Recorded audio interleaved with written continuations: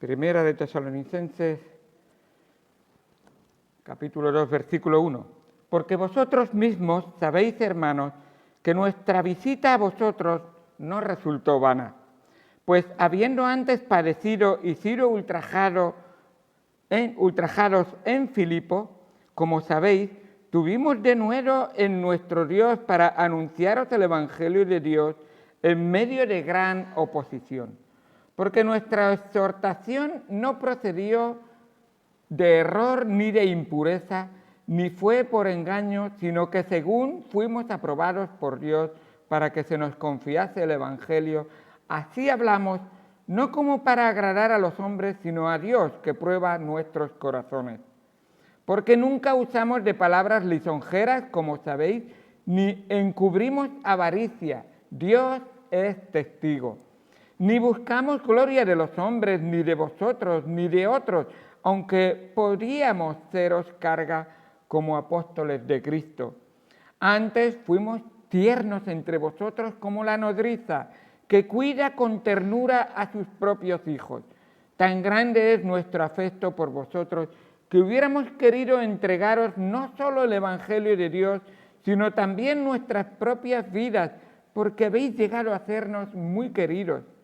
Porque os acordáis, hermanos, que de nuestro trabajo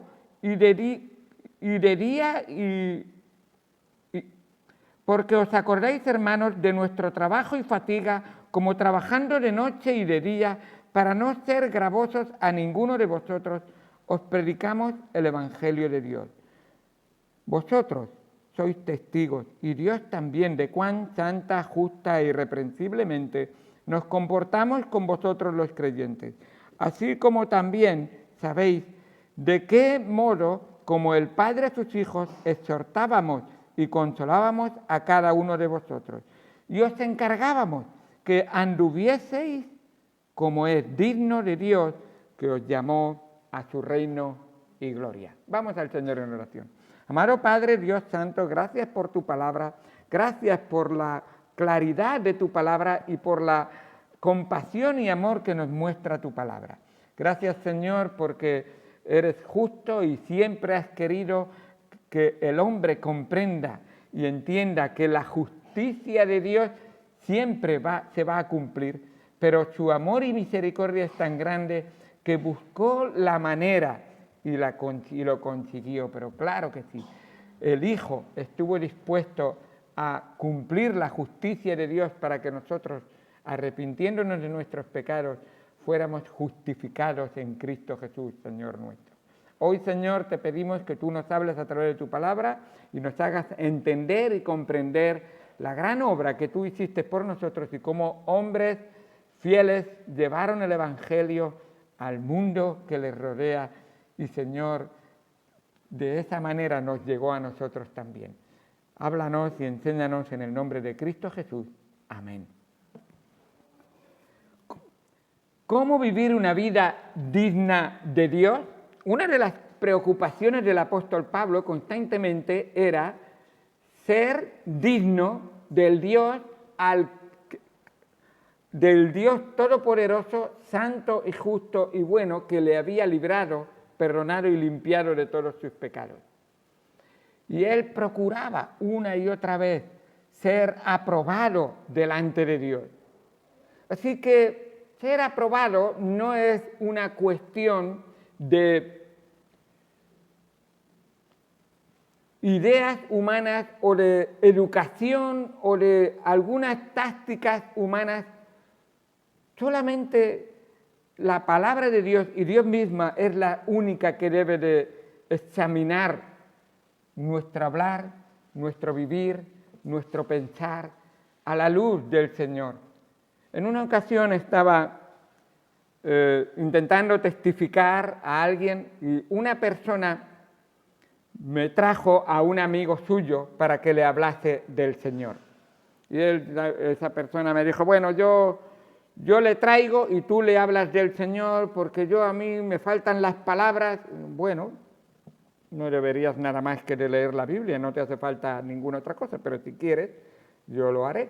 Así que me trajo a la persona, estuve hablando con esa persona y le estuve explicando el plan de salvación, realmente, cómo nuestro Dios es santo, santo, santo, y nosotros somos pecadores, y como pecadores merecemos el castigo de Dios porque la paga del pecado es muerte. Así que le llevé incluso a Juan 14:6, donde dice el texto que Dios, el Hijo de Dios, y lo leo literalmente y así, pero el caso es que yo soy el camino, la verdad y la vida, nadie viene al Padre sino por mí. Así que simplemente voy a decirlo, Jesús le dijo, eso es, Jesús le dijo, yo soy el camino, la verdad y la vida, nadie viene al Padre sino por mí.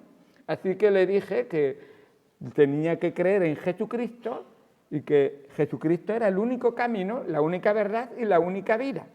¿Y qué pasa con el que no cree en Jesucristo? Y digo, bueno, pues la palabra de Dios dice que el único camino es Jesucristo y todos los demás caminos llevan a la perdición. Así es. Y la perdición es el infierno. Así que la persona se quedó un poco sorprendida, pero más o menos. Cuando se marchó, la otra persona que le había traído me habló y me dijo, pastor, ¿no se ha dado cuenta usted que ha sido muy brusco con él? ¿No se da cuenta que el único que salva, y mira el argumento, el único que salva es Dios? Usted no tenía que decirle que había infierno. Usted déjele que poco a poco él vaya conociendo. Pero, ¿sabe que se fue ruborizado pensando, entonces? Y claro, es siempre la táctica. Mis familiares, que son buenas personas y están ayudando a la gente, como no creen en Jesús, van al infierno con lo buenas personas que son. El apóstol Pablo dice lo siguiente. Vamos a 1 Tesalonicenses capítulo 2, dice él, versículo número 3, porque nuestra exhortación no procedió de error, ni de impureza, ni fue por engaño, sino que según fuimos aprobados por Dios. O sea, el mensaje que el apóstol Pablo predicó a los tesalonicenses era aprobado delante de Dios. ¿Qué mensaje puede ser aprobado delante de Dios que no esté aquí en la palabra de Dios? Esta es la palabra que Dios nos ha dado. El que no hablare conforme a la palabra de Dios, no le ha amanecido, dice el Señor. Entonces, ¿es correcto no decir toda la verdad? ¿Es correcto no enseñar todo el mensaje, todo lo que Dios dice? ¿Sabéis que muchas veces leemos Juan capítulo 3, versículo 16 y nos parece muy bonito? Qué bueno que Dios muestra el amor. ¿Qué dice el 17? No estaba tan lejos, ¿eh? Juan 3, 16. ¿Qué dice el 17? Lo cual incluye una consecuencia de rechazar el mensaje de Cristo. Dice, porque de tal manera amó Dios al mundo que ha dado a su Hijo unigénito para que todo aquel que en él cree no se pierda, mas tenga vida eterna. Porque no envió Dios a su Hijo al mundo para condenar el mundo, sino para que el mundo sea salvo por él. El que en él cree, 18, no es condenado. Pero, anda, Jesús tiene pero, ¿eh? Yo pensaba que era solo amor. ¿Qué clase es el verdadero amor que a un asesino, cuando se pone nervioso y le dice lo siento al juez, le permite que salga libre y que no tenga ninguna condenación? Ese es un juez muy amoroso. Así que cuando el hombre le dice lo siento, ya puede. Y el que ha matado a su hija y ha violado a su mujer, ¿qué pensará entonces? ¿Dónde está la justicia? ¿Qué clase de amor es ese? Dice el versículo 18, el que en él cree no es condenado, pero el que no cree ya ha sido condenado porque no ha creído en el nombre del unigénito Hijo de Dios. Porque no hay otro nombre bajo el cielo, dado a los hombres, en que podamos ser salvos. Jesucristo, hombre. Él es el único. Y no hay en ninguna otra salvación. Es Él, el único. Ahora, es lógico, ¿no? Si hay un solo Dios, deberá haber un solo camino, deberá haber una sola verdad.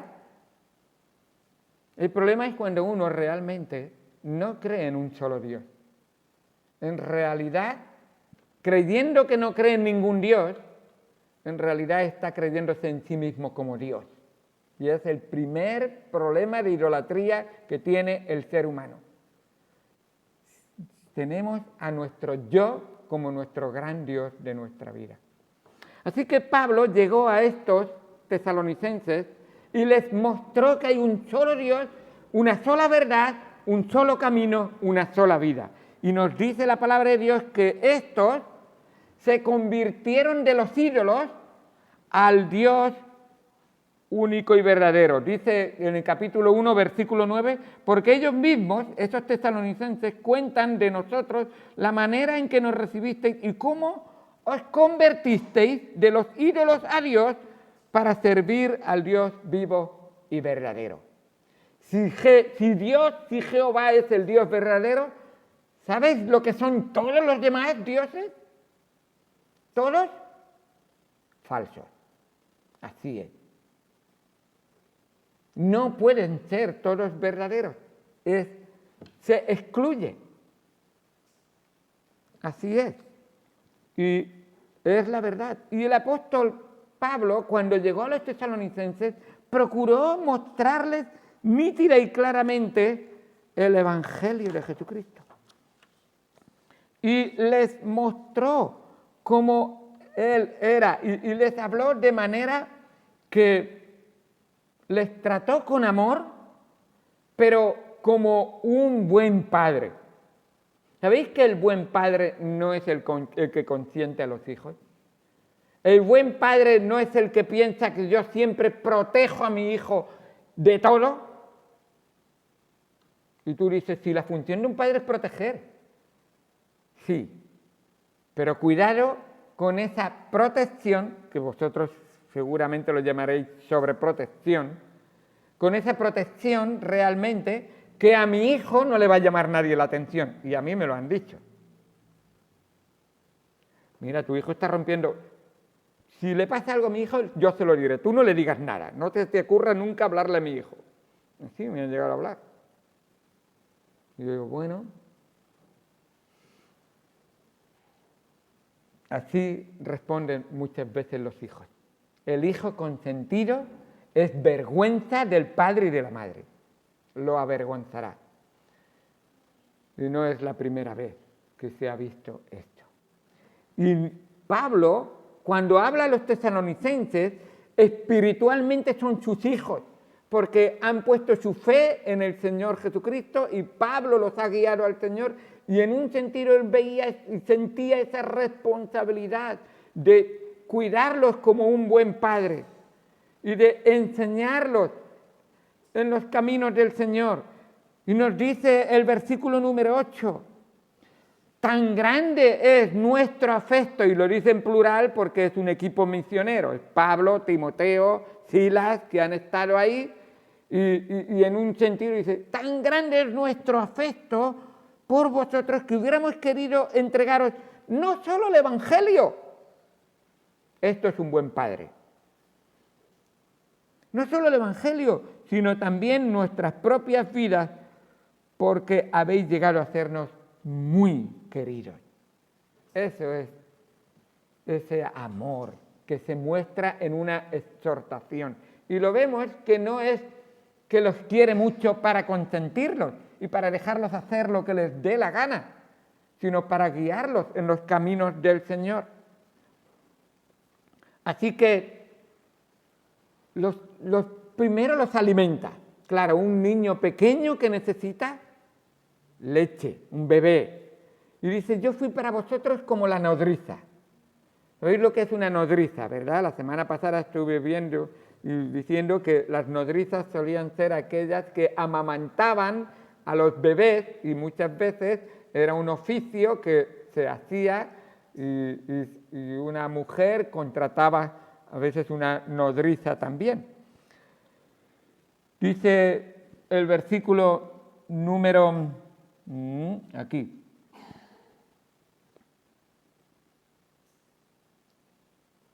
sí, versículo 7, antes fuimos tiernos entre vosotros como la nodriza, que cuida con ternura a sus propios hijos. La nodriza tiene la función de alimentar, de limpiar, de cuidar, de mantener, de sanar realmente cuando hay enfermedad o cuando hay algo que puede causar daño, constantemente para dar un buen crecimiento, de una sana dirección a esa vida. Así que el verdadero evangelio no solo transforma a los que escuchan, sino que también ayuda a los que predican. Y en un sentido debiéramos de sentir esa responsabilidad. Hay un alma que sabes que necesita el Señor, dale la leche de la palabra de Dios. Pero no se la des y lo abandones. Síguele en el crecimiento. Ayúdale en la palabra del Señor. El bebé necesita que le alimentes, pero luego necesita que le ayudes en el caminar. No es conocido, creo yo, casi ningún bebé que no lo hayan cogido de las manos para que puedan ir andando. Y espiritualmente muchas veces vemos a personas que nos rodean que parece que ya llevan 10 años de bebé y necesitamos estar ahí y decir, bueno, pues entonces voy a acercarme un poco y ayudarle con la palabra de Dios, a orar por esa persona. ¿Y cuántos recién convertidos no han recibido el alimento necesario para crecer bien? Y Pablo se preocupaba por ellos. Los verdaderos cristianos son valientes. Y vemos ahí como Pablo dice, los he cuidado a pesar de las dificultades que había.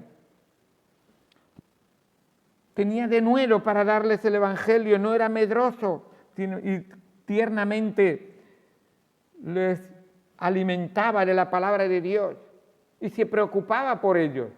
En alguna ocasión, viendo que no podía ir a Tesalónica, mandaba a Timoteo, Timoteo, ve, estoy preocupado por ellos, mira a ver cómo están andando, se habrán debilitado, se podrán andar solos. Y Timoteo les llevaba la leche.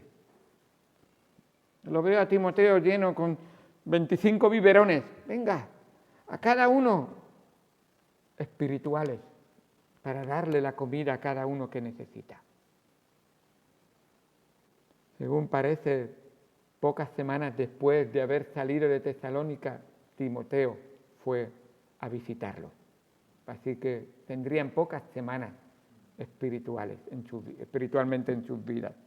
Y se preocupaba por ellos y les ayudaba. Y Pablo les dice que en ningún momento intentó, y les dice, no intenté nunca aprovecharme de vosotros económicamente, aunque hubiera podido.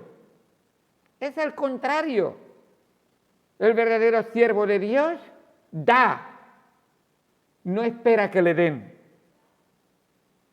El verdadero hijo de Dios sabe que ha recibido tanto y su Padre es tan rico que él no debe ser egoísta. De gracia recibiste, de gracia da. Y eso es importante en nuestra vida. Pablo era un ejemplo. Y lo dice que él nunca intentó aprovecharse de ellos, porque nunca usamos de palabras lisonjas, como sabéis, ni encubrimos avaricia. No estábamos aquí para sacaros dinero, aunque incluso podríamos, dice, ni buscamos gloria de hombres, ni de vosotros, ni de otros, aunque podríamos seros carga como apóstoles. El obrero es digno de su salario. Pero si va a ser un estorbo para alcanzar a alguien para Cristo, Dios me sustentará. Y Dios siempre sustenta a sus hijos. Así es. Y lo hizo. Y luego como padre utiliza 3 palabras que son adecuadas para un buen padre utilizar con sus hijos. Dice en los versículos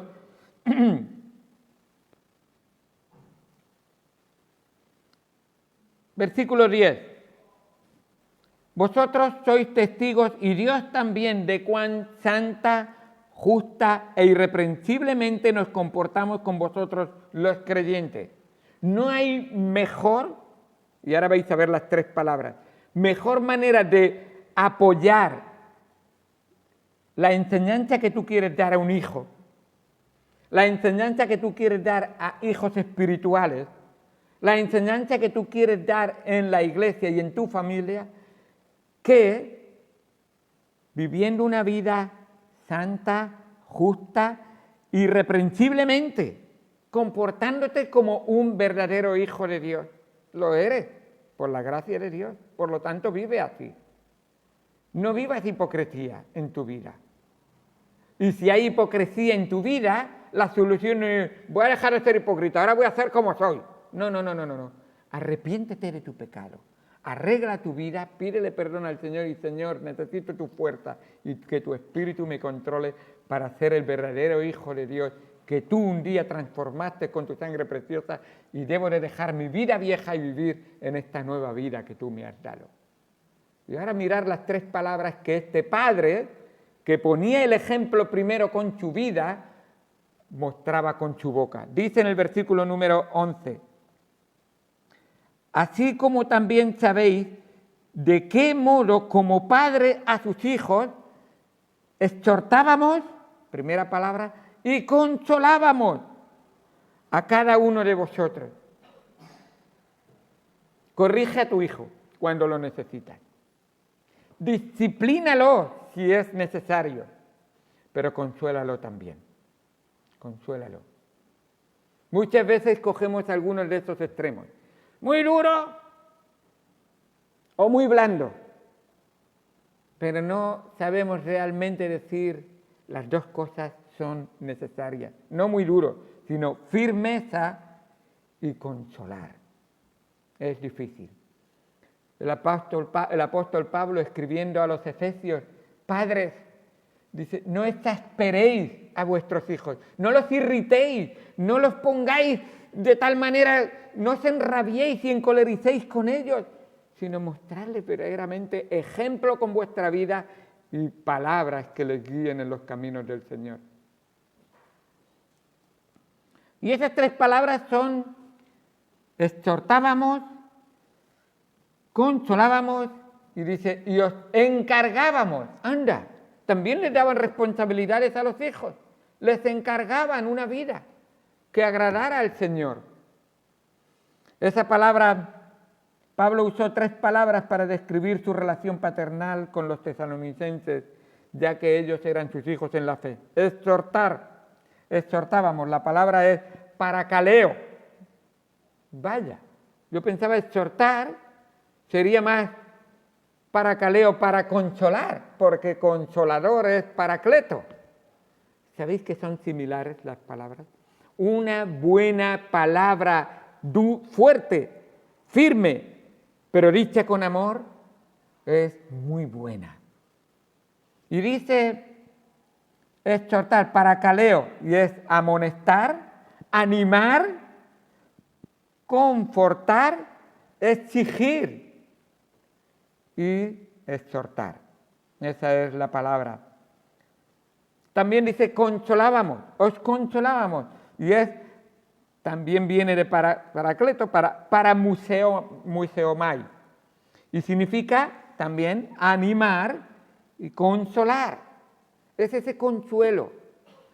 Háblale firme al Hijo de Dios, al Hijo propio, y muéstrale qué es lo que dice la palabra del Señor, pero consuélalo también. Ese consuelo es muy necesario. Una de las cosas que creo que ha ayudado en alguna ocasión a corregir a algunos de mis hijos ha sido que no solamente le he enseñado lo que estaba haciendo incorrectamente, sino que hemos terminado orando y dándonos un abrazo. Y creo que ayuda mucho en la vida. es una realidad de lo que hace Dios contigo y conmigo. Dios no te da el castigo que mereces. Dios te muestra misericordia. Y aunque te reprende y te exhorta y te disciplina,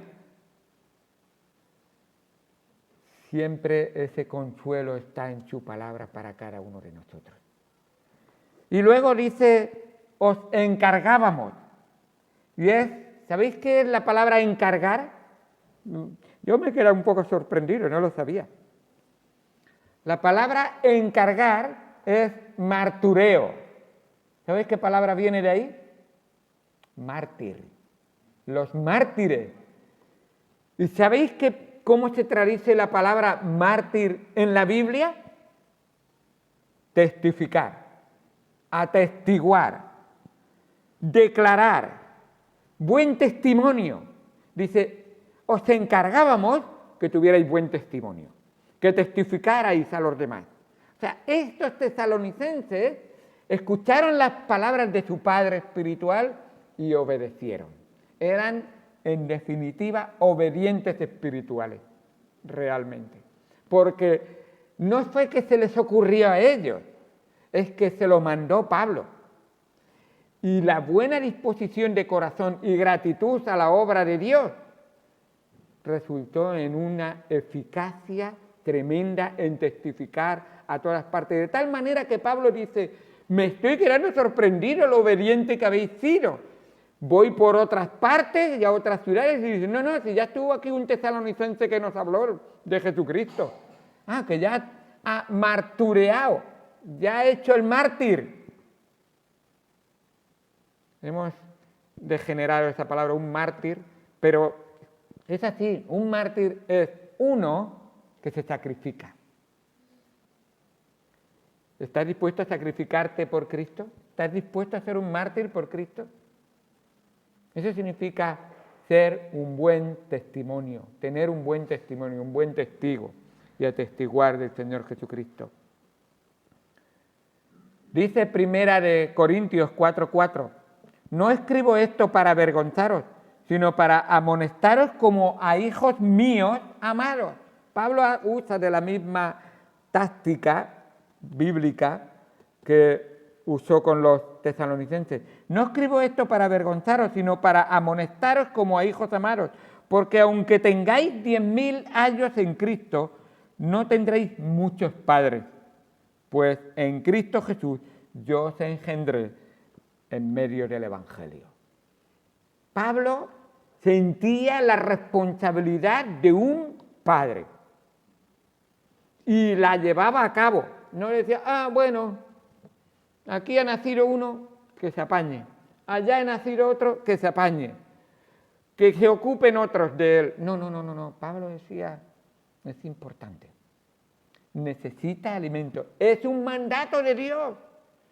¿No sabéis que la palabra de Dios, en la palabra de Dios se registra que el Señor Jesucristo, antes de subir al cielo, nos mandó que seamos buenos padres? Y me seréis mártires, y me seréis testigos aquí en Alicante, en la región valenciana, en España y hasta lo último de la tierra. Porque el Espíritu Santo ha venido a tu vida y el Espíritu Santo no te va a dejar ser un mudo por Cristo. Él desea que la palabra de Cristo corra a través de nuestras vidas. Así que lo primero es que nosotros fuimos ejemplo para vosotros, dice el apóstol Pablo, para que vosotros podáis recordar cómo nos comportamos entre vosotros. Y ya lo he leído ahí, como este padre primero daba el ejemplo y le decía que se comportaba de tal manera santa, justa e irreprensiblemente. Se comportaba delante de ellos. Así es como, y eso es lo que significa una vida digna de Dios. Es una vida que honra a Dios y lo refleja a otros para que otros vengan al Señor Jesucristo. La motivación para hacer el bien no debe ser los beneficios que obtenemos. Dice Gálatas 6:9, no nos cansemos pues de hacer bien, porque a su tiempo segaremos si no desmayamos. Debemos imitar el carácter bueno de Dios y debemos ser íntegros en respuesta a lo que Dios ha hecho por nosotros. Para terminar, 3 lecciones que el apóstol Pablo, que podemos ver de la vida del apóstol Pablo para nuestras vidas. Yo quiero acabar mi vida y decir, he corrido dignamente para el Señor, he vivido dignamente para el Señor, porque su palabra ha sido importante y prioritaria en mi vida y me ha enseñado cómo vivir dignamente. La primera cosa que podemos aprender aquí es que Pablo nos enseña a tener las prioridades correctas. Prioridades correctas. ¿Cuáles son tus metas en tu vida? ¿Qué es lo que más valoras o te importa en tu vida?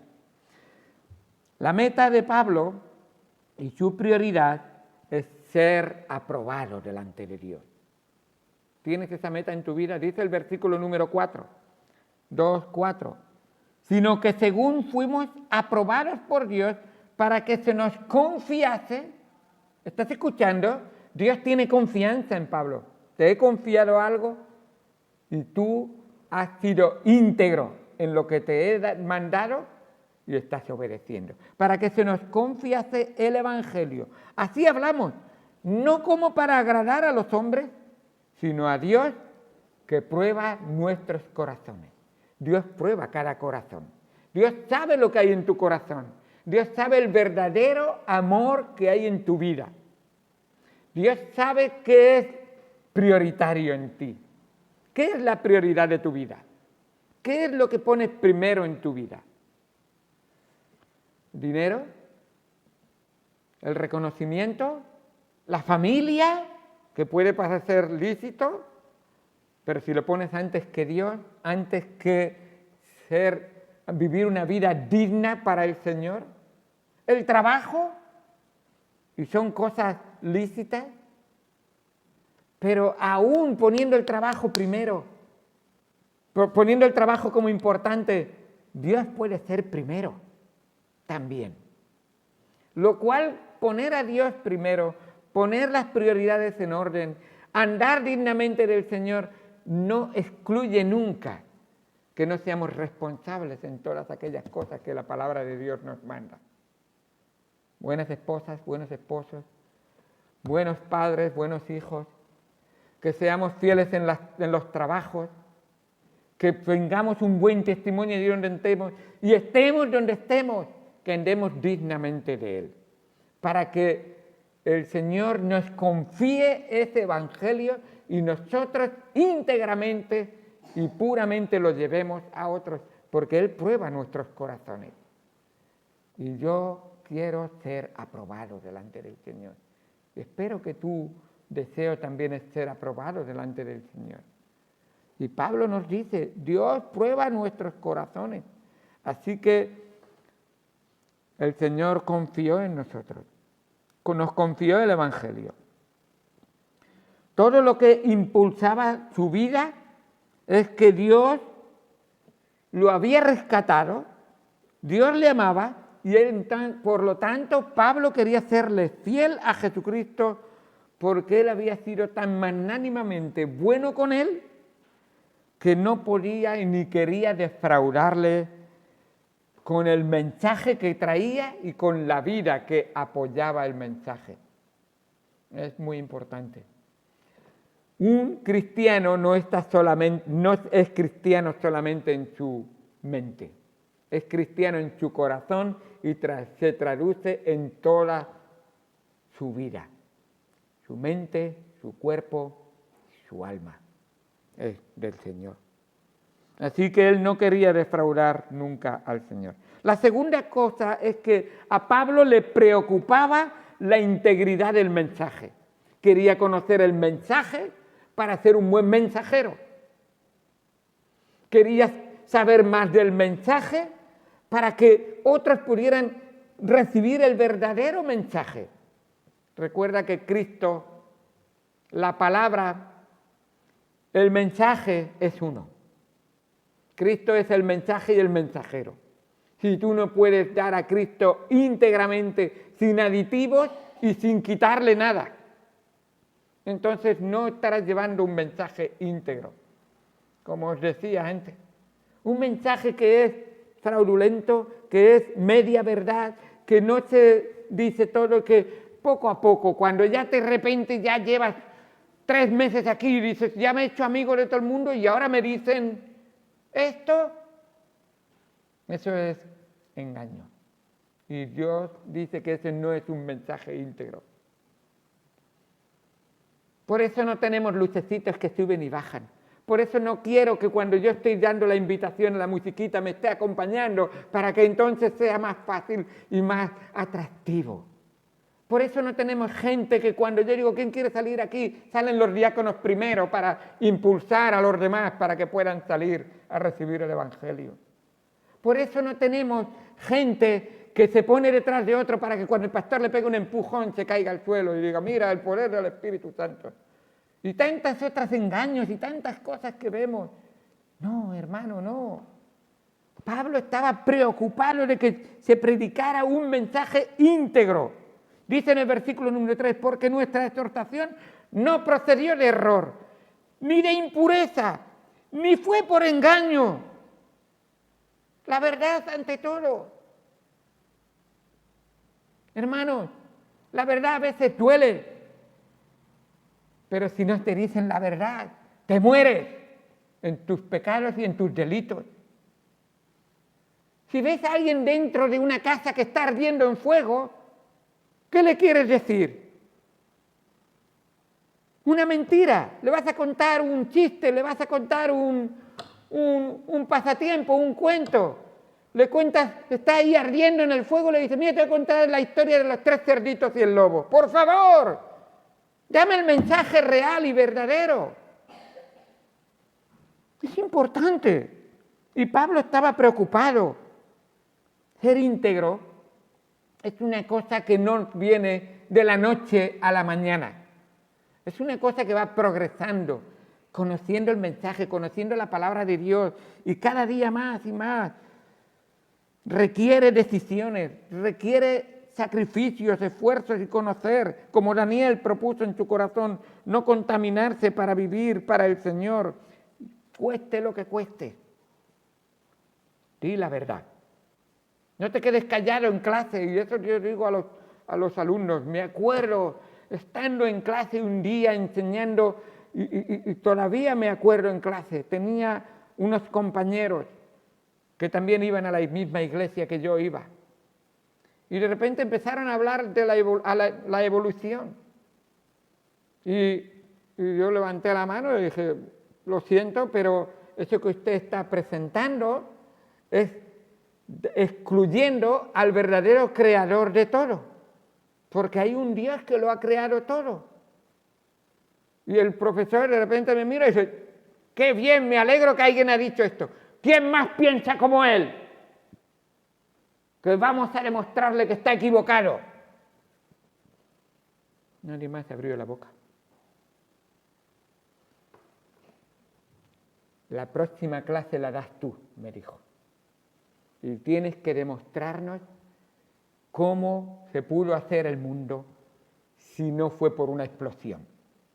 Bueno, no hice más que leer la Biblia.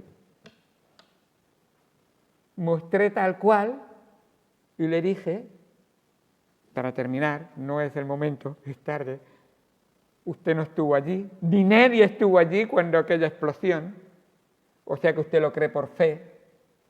Y yo, es verdad que tampoco estuve ahí, pero que tengo fe en alguien que me ama, en alguien que me ha dicho la verdad y alguien que de verdad me hace, y le mostré, hasta tal punto que estuvo dispuesta a morir en la cruz por mí, Jesucristo. Y ahí tuve la oportunidad. Un mensaje íntegro. Y para terminar, De Pablo podemos aprender el compromiso de amor por los demás. Él tenía un compromiso. En su vida, él se había comprometido con Dios y estaba dispuesto a llevar el Evangelio costara lo que costara. Versículo número 8 dice, tan grande es nuestro afecto por vosotros que hubiéramos querido entregaros no solo el Evangelio, eso es lo que nos ha mandado Dios, sino también nuestras propias vidas, porque habéis llegado a sernos muy queridos. ¿Amas a tu prójimo hasta ese punto? El Señor Jesucristo los amaba tanto que mirando las multitudes que andaban dispersas como sin pastor, lloraba viéndolos. Y hasta tal punto que dio su vida por nosotros, por ti y por mí. En una ocasión un hombre dijo, le estaban hablando y le estaban diciendo que Dios nos ha mostrado tanto amor que nosotros debemos de corresponderle con una total entrega de amor. Debemos servir desinteresadamente. Y el hombre dijo, dime cómo mostrar amor sin perder tiempo, energía y dinero y me apuntaré enseguida. En cuanto me digas que el amor significa sacrificio, entonces me volveré reacio a comprometerme. Esa es la naturaleza humana. ¿Quién gobierna tu vida? ¿La carne o el espíritu? Porque si es el espíritu de Dios, ama a Dios con todo tu corazón, con toda tu alma, con toda tu mente. Ese es el primero y más grande mandamiento. Y el segundo es semejante. Ama a tu prójimo, como Cristo te ha mostrado que te ama a ti. Vamos al Señor en oración.